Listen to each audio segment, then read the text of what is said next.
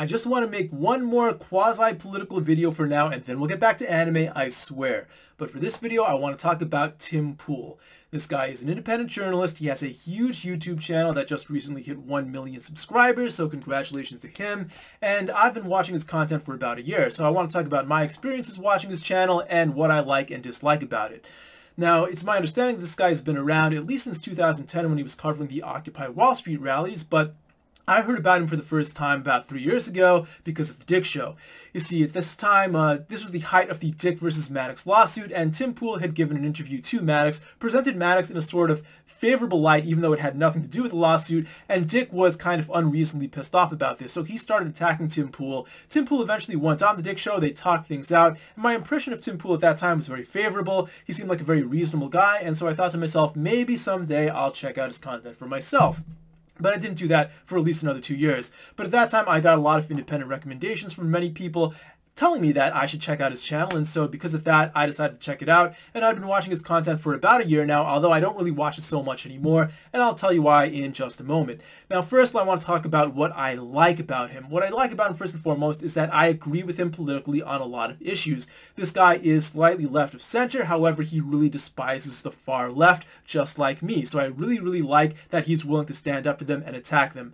Alright, he's also much more libertarian than authoritarian, so I agree with him much on that. So it's really great to have journalists like that in my corner, because so many people in this day and age, they choose their news source based on their political opinions, whether it's Fox News or MSNBC or someone like that. So finally, I have someone like that to watch for myself. Even though I don't really require that from a news source, I just want accuracy regardless of political points of view.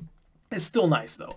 Something else that I like about him is that he really regularly puts out content. He puts out several videos every single day, so you can pick and choose the news stories that you want to listen to, whether you have time or not, and these videos are like 10 to 15 minutes. They're very manageable, very easy to listen to, so I do like that.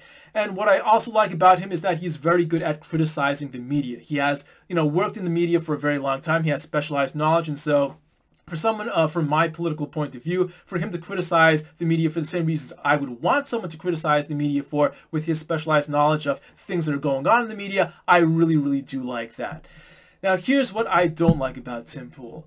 First of all, he has some really clickbaity titles and thumbnails for his YouTube videos, and for someone who tries to portray himself as the voice of reason, that is extremely off-putting. I wish he would quit it with that, and I get it, that probably draws in a lot of new viewers. It probably gets a lot of people's, rage stoked up and makes them really pumped up to watch his videos, but I personally don't care for that.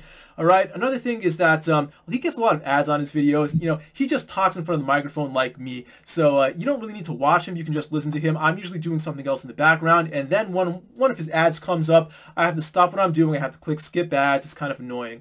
So I really don't like that, but none of that really matters all that much. The single biggest reason why I don't really watch many of his videos anymore is because all of them are kind of the same, especially after the first 3 minutes. What he typically does in his videos is that he'll tackle like a news topic. He'll choose a news story, read that news story, talk about the specifics of that story, and after that first 3 minutes, he'll just generalize that into his own political philosophies on that larger, broader topic.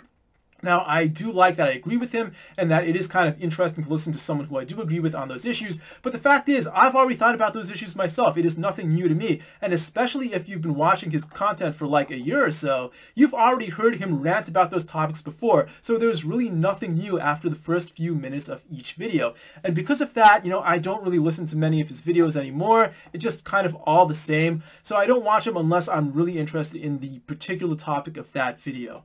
Alright, so, if you agree with me on a lot of political issues, maybe you like his content and I can recommend him for a while, but your mileage may vary. After a while, you may just get bored of him the way I did. But I still appreciate the work that he does, and of course, I will still listen to him once in a while, especially on topics regarding media criticism.